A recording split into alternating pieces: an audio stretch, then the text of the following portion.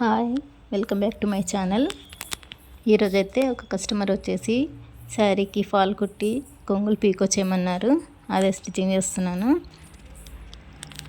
శారీకి border colour, sari colour డిఫరెంట్గా ఉంటే నేనైతే కింద బార్డర్లో ఏ థ్రెడ్ అయితే పెడతానో పైన మాత్రం అది పెట్టానండి.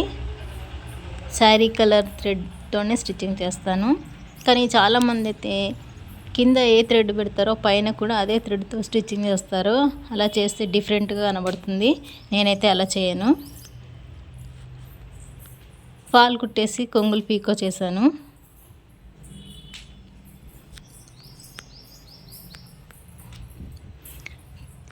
చాలామంది నార్మల్ స్టిచ్చింగ్ చేసి పైన హెమ్మింగ్ చేయమంటారు. అలా చేస్తే కొంచెం టైం ఎక్కువ పడుతుంది కాబట్టి నేనైతే 60 రూపీస్ తీసుకుంటాను.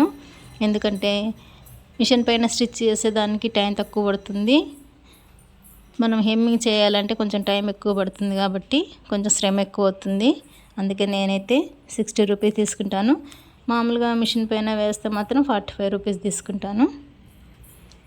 నా వీడియో కనుక మీకు నచ్చినట్టయితే ప్లీజ్ సబ్స్క్రైబ్ చేయండి. అలాగే లైక్ చేసి షేర్ చేయండి.